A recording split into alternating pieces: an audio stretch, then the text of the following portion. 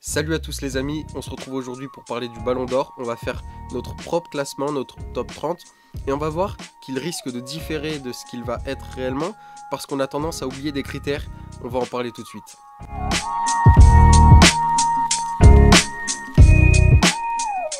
Comme je vous disais lors de l'introduction, il y a des critères qu'on oublie, qui sont pourtant essentiels et écrits noir sur blanc concernant l'attribution du Ballon d'Or. Dans un premier temps, le critère le plus important, c'est la performance individuelle, ainsi que le caractère décisif du joueur. Donc performance individuelle et caractère décisif du joueur, ça c'est le premier critère qui est scindé en deux et c'est le plus important. Le deuxième critère comprend la performance collective de l'équipe dans laquelle le joueur a joué, ainsi que le palmarès. Ça c'est le deuxième critère qui est de nouveau scindé en deux. Le troisième critère, qui est un peu moins important, mais qui existe, et c'est celui qu'on a tendance à oublier, c'est la classe du joueur, le talent, ainsi que le sens du fair play. Donc c'est le troisième critère qui est lui aussi scindé en deux petites parties, donc le sens du fair play et la classe du joueur, le talent. On va pas trop se casser le crâne avec trop de calculs, j'ai fait tout ça de mon côté. Alors ils seront affichés à l'écran, mais on va pas s'attarder dessus, juste pour bien comprendre le système de notation. Le premier critère qui sera scindé donc en deux parties, 2 notes sur 5 qui donne une note sur 10, sera coef 3. Le deuxième critère sera coef 2 et le troisième critère sera coef 1. C'est le système de notation qui se rapproche le plus du système de notation des critères du Ballon d'Or. A savoir que avant d'arriver à un top 30, j'ai fait un top 60 qui s'est transformé en top 50, pas Génération Hit Machine évidemment, et que dans ce top 30 que l'on va faire là, il y a des joueurs qui ne figurent pas dans le top 30 réel, et que dans le top 30 réel, des joueurs figurants ne sont pas dans mon top 30. Ça paraît plutôt logique, mais du coup on va avoir des absents, je peux les noter maintenant.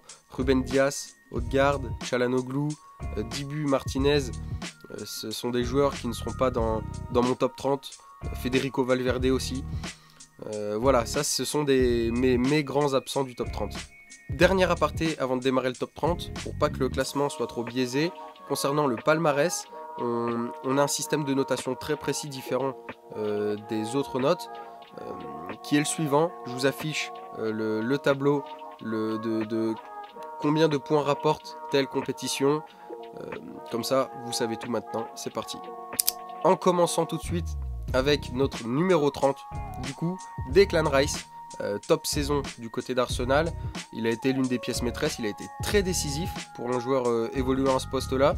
Donc super saison récompensée, il a été, pour être tout à fait transparent, à égalité de points avec le 31e, 32e et 33e qui étaient Valverde, Tchouaméni et Dibu Martinez. On en a évoqué deux de ces trois-là juste avant. Dans ces cas-là, en cas d'égalité, on prend le premier critère, donc qui est la performance individuelle. C'est le joueur qui a la meilleure note sur ce critère-là. Et si c'est égalité dans ce critère-là, on prend juste après, etc. Donc, la 30e place est pour Declan Rice. Il est accompagné juste au-dessus de lui de William Saliba à la 29e place. Grosse saison aussi. Ça va pas aussi loin pendant l'Euro, hein. La France s'arrête en demi-finale pendant que l'Angleterre va en finale. Mais par contre, Saliba, c'est beaucoup plus sérieux, je pense. C'est une meilleure saison dans la globalité. C'est un 5 pour moi, 5 sur 5 en performance individuelle. Ça a été pour moi le meilleur défenseur de la saison. Il a été très sérieux aussi en équipe de France. Il n'y a quasiment aucune faiblesse dans sa saison, si ce n'est le manque de trophées qui fait qu'il ne peut pas être plus haut. 28e, on a Granit Xhaka qui mérite amplement d'être là. Il va y avoir d'autres joueurs du Bayer Leverkusen, c'est une évidence.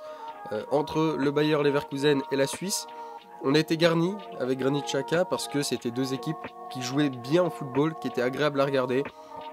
Donc très content de l'intégrer ici et c'est totalement justifié. Harry Kane à la 27e position, c'est peut-être un peu dur de ne le mettre qu'ici, mais les chiffres ont parlé et c'est comme Saliba, le manque de trophées manque cruellement à Harry Kane cette saison. Un bilan statistique tout à fait honorable, même monstrueux pour ainsi dire, mais ça ne va pas plus haut, les chiffres ont parlé. Cole Palmer, 26e, évidemment, il est là.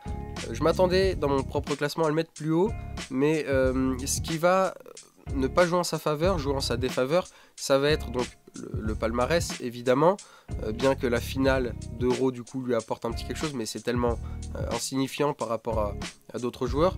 Et puis c'est vrai qu'on n'a pas été très servi au niveau du jeu, de la performance collective entre Chelsea et l'Angleterre. On n'a pas pris beaucoup de plaisir à les voir jouer, c'était pas flamboyant, même si Chelsea s'en sort bien sur la fin de saison.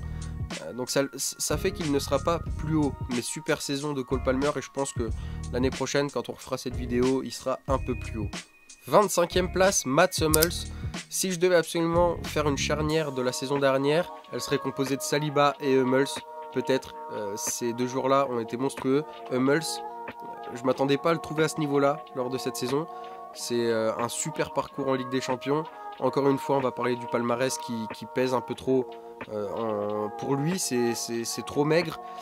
Il a été un homme providentiel. Il a marqué un but important face au PSG, on s'en souvient. Le but qui les élimine concrètement.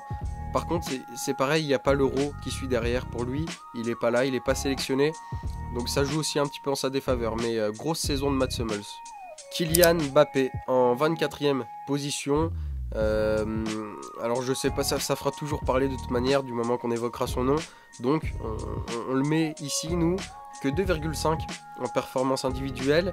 C'est pas dur, je pense. C'est au calibre de sa saison, au prorata de sa saison. C'est la moyenne. On sait que ce joueur peut faire tellement plus. Ce qu'il sauve, c'est le bilan statistique qui est encore une fois au-dessus du lot, mais ça ira pas plus haut. Rodrigo chez nous, c'est top 30. Il a eu raison de se plaindre, je pense, de pleurer en voyant la liste et donc son absence dans le top 30. Chez nous, ça l'est. C'est grosse saison, c'est un rouage essentiel d'Ancelotti la saison dernière. On a très souvent tendance à l'oublier, à le mettre derrière les fantastiques du Real Madrid. Pour nous, il est juste là, juste au-dessus de Mbappé. Kevin De Bruyne, en 29 matchs, c'est très peu. C'est ça qui fait que je ne le mettrai pas plus haut. Mais en 29 matchs, c'est 24 contributions. La saison dernière, c'est tout simplement phénoménal. En Ligue des Champions, c'est que 2 matchs, mais c'est 2 buts, 2 passes décisives. Ce qui fait que je ne mettrai pas plus dans la...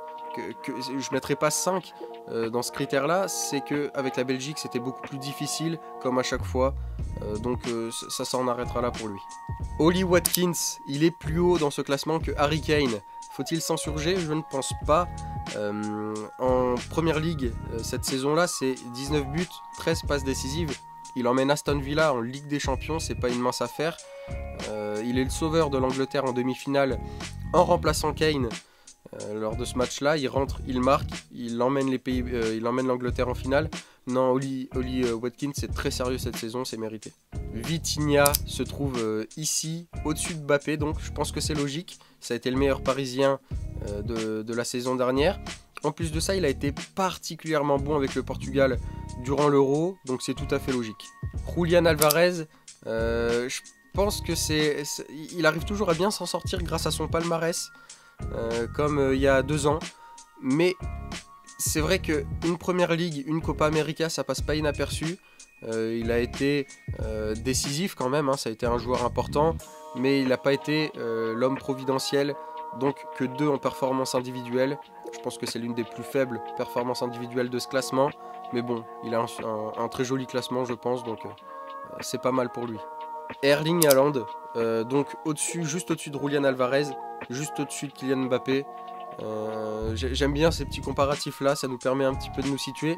Pourtant lui il n'a pas disputé l'Euro, pourtant il fait pas une saison extraordinaire, mais encore une fois son aspect décisif est hors du commun. C'est meilleur buteur de Première Ligue encore une fois, et il force même pas, on dirait. Donc j'ai essayé d'être juste dans la notation, il a que 2,5 en performance, comme Kylian. Mais le reste a parlé pour lui. Donc Erling Haaland, c'est là où ça doit être. Dani Olmo, quel joueur, quel Euro. Déjà, on a eu des prémices de ce qu'il pouvait faire en début de saison en Super Coupe d'Allemagne face au Bayern Munich. Il a été phénoménal. Et là, on l'a retrouvé pendant l'Euro. Il a été plutôt bon avec Leipzig durant la saison, mais pas sensationnel. C'est pour ça qu'il a une performance individuelle pas si élevée que ça. Mais pendant l'Euro, il a commencé dans un rôle de remplaçant pour être l'un des meilleurs joueurs de l'Euro ensuite. C'est celui qui a le plus de contributions. Donc non, c'est carrément logique pour Dani Olmo sur une année comme ça. 16e place, et celle-là, elle est particulière. Andriy Lunin. Pourquoi? Alors c'est le seul gardien de ce classement-là. Je considère, pas tant que ça, les chiffres considèrent donc que ça a été le meilleur gardien de la saison. Il a pourtant pas été élu gardien de Liga cette saison-là, mais ses performances, déjà en Liga il prend le titre, hein, c'est notable, et ses performances en Ligue des Champions, c'est rarement vu dans l'histoire. Il a égalé un record de Thibaut Courtois avec 9 arrêts dans un match sans encaisser de but. C'est démentiel, on n'a jamais vu ça avant, mis à part Thibaut Courtois. C'est des performances qui sont passées un petit peu trop sous les radars. Lunin, je pense que c'est totalement mérité, et ce qui fait qu'il est pas même un peu plus haut, c'est sa performance lors de l'Euro avec l'Ukraine, qui était vraiment en demi-teinte. Donc je pense qu'il vole pas sa place, et en tout cas c'est ce que les chiffres en disent. Top 15 maintenant, on est au milieu de ce classement avec Ademola Lookman. Lookman, c'est un coup de cœur cette saison. Il emmène le Nigeria en finale de la CAN. Ils perdent dans les circonstances qu'on connaît. Il a été tellement décisif durant la compétition. Il emmène également l'Atalanta sur une solide 4e place en Serie A. Et forcément, on se rappelle de ce parcours en Europa League. Il gagne l'Europa League, c'est tellement pas rien. Avec un triplé en finale face au grand Bayer Leverkusen qui n'avait pas perdu cette saison. Non, c'est carrément mérité pour lui. Je suis complètement fan. Nico Williams, on en a déjà beaucoup parlé de ce joueur, hein, de partout. C'est un rouage essentiel de l'Espagne pendant l'Euro. Il emmène Bilbao en Europa League. Il n'y a pas spécialement à redire, c'est top 14. Et on parle pas de rugby. Top 13, Rudiger, les chiffres ne mentent toujours pas. C'est un homme fort de la saison dernière du côté de Madrid. Il a rien volé, il est là à sa place, je crois. Jérémy Frimpong, sensation la saison dernière. Dommage qu'il ne soit pas titulaire avec les Pays-Bas pendant l'Euro. Mais c'est notre deuxième joueur du Bayer Leverkusen dans cette vidéo. Et c'est amplement mérité. Un bilan statistique tout à fait honorable pour un joueur de son poste là, même si on sait que c'est très offensif dans les habitudes de Xavi dans ce rôle là. Mais très très bonne saison de Jérémy Frimpong. Le top 11, celui-là il va pas plaire à tout le monde. Léo Messi. Et ouais, j'ai vraiment pas le choix, c'est pas de mon plein gré, juste je rentre les données et c'est ce que ça nous donne. C'est comme ça, il est là, toujours présent, et je pense qu'il pourrait jouer 10 ans, qu'il serait encore là. Alors pourquoi sa place n'est pas volée? C'est une Copa América, encore une fois. C'est aussi champion de sa conférence en MLS. Ce qui est inquiétant dans tout ça, c'est son bilan statistique.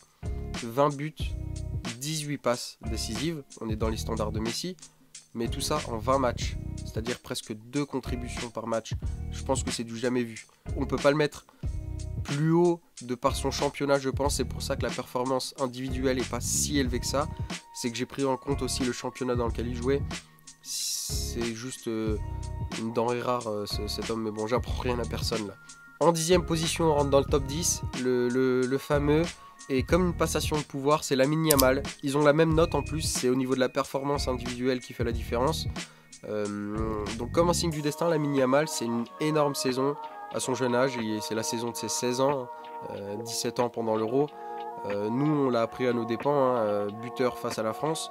On s'en souviendra, mais il a été pas si décisif que ça. C'est pour ça que la note du caractère décisif n'est pas très élevée, parce qu'il n'y a pas énormément de contributions.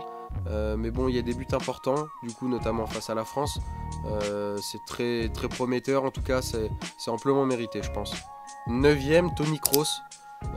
Pour sa dernière saison, pour sa fin de carrière, une passe décisive en finale de Ligue des Champions, c'est un petit peu représentatif de sa carrière. Rien à dire, c'est mérité.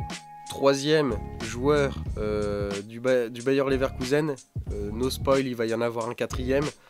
Le 3e, c'est donc Florian Wirtz, qui est 8e dans ce classement-là. Ça pourrait être un classement similaire pour lui lors du Ballon d'Or là. Non, il n'y a rien à dire, hein. Il a été bon, que ce soit avec l'Allemagne, que ce soit avec le Bayer Leverkusen. C'était vraiment une révélation, même si on le connaissait déjà. De le voir gagner des titres, c'est pas un loser, quoi. Il a quelque chose à apporter au foot.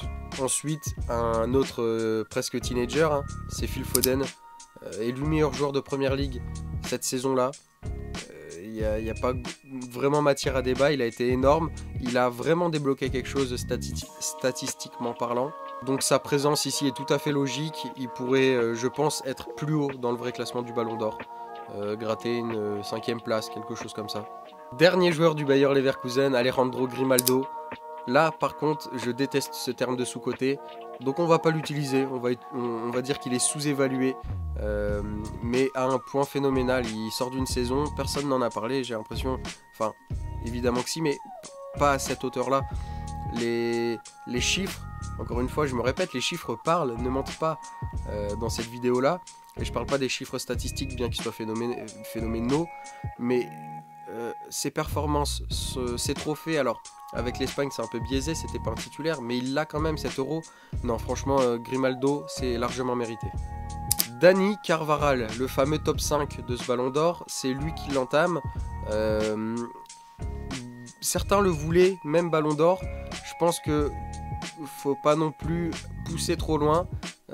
Son palmarès est phénoménal, il joue en sa faveur, donc la Ligue des Champions, le championnat et l'Euro. Et en plus tout ça en étant un joueur important. C'est pas comme Nacho par exemple, qui a été un peu moins décisif, un peu moins bon tout simplement. Dani Carvajal, c'était vraiment un homme essentiel, il marque en finale de Ligue des Champions. Pendant l'Euro, c'est le meilleur arrière droit, il n'y a rien à dire, il est au-dessus. Ce qui peut jouer en sa défaveur, et on y reviendra pour un autre joueur un peu plus tard, les plus avertis savent déjà de qui je vais parler, mais son sens du fair play laisse à revoir, et ça fait partie de lui, et presque, j'ai envie de dire, on aime cet aspect du joueur, d'être un peu un chien comme ça, mais ça fait par contre qu'on oublie un peu ce critère, le sens du fair play important, il a un petit 1, et ça joue en sa défaveur largement. J'ai fait un petit peu les comptes en le mettant avec un sens du fair play à 3 par exemple, ça change totalement la donne, hein, ça le met bien plus haut. 4e place, pareil, comme Grimaldo, on n'en parle pas assez, Lautaro Martinez, c'est le meilleur buteur de Serie A qu'il remporte, c'est le meilleur buteur de Copa América qu'il remporte également, et tout ça en étant pas que buteur, il a été bon en plus de ça, des sorties de banc avec l'Argentine décisive. Non franchement, Lautaro Martinez, c'est pareil, c'est tout à fait mérité. Top 3, Vinicius, ça fait grincer des dents, c'est probablement le vainqueur du Ballon d'Or 2024. Mais ici, on aime s'attarder sur l'importance des critères, et je maintiens qu'avec les critères officiels du Ballon d'Or, il ne devrait pas l'être. Son sens du fair play, comme pour Carvajal, le met tellement dedans. C'est peut-être pour moi le meilleur joueur de la saison en performance individuelle, mais même avec une performance individuelle notée à 5 sur 5 et un coef 3, ça ne suffit pas. Son caractère décisif aussi est à 5. Ça fait un 10 sur 10 coef 3, ça ne suffit pas à être Ballon d'Or. Il ne faut pas être que bon, il ne faut pas être que excellent, il faut aussi le reste. Les autres critères comptent tout autant. Et il y a quelque chose qui passe un petit peu à travers les mailles du filet, c'est ce qui s'est passé pour le Brésil en Copa América qui se fait sortir en phase de poule. Un Ballon d'Or pour moi doit réunir tous les critères. Alors le sens du fair play c'est déjà quelque chose, mais par contre se faire éliminer en phase de poule d'une compétition internationale, c'est pas digne d'un Ballon d'Or pour moi. Et j'ai rien contre Vinicius, je suis complètement fan, même à vrai dire, mais ça peut pas être Ballon d'Or, ça serait pas juste pour moi. Deuxième, c'est Rodri, c'est le meilleur joueur de l'Euro et le meilleur joueur, hein. Un rouage tellement essentiel du Pep, du City de Pep, du Pep de City. Non, c'est totalement justifié, on risque pas de le voir beaucoup cette saison malheureusement à cause de sa grave blessure. Mais c'est d'une logique implacable de le voir dans le top 3 à minima. C'est un joueur qui brille par sa mentalité, et c'est le type de joueur qu'on voit un peu moins, qu'on aime énormément.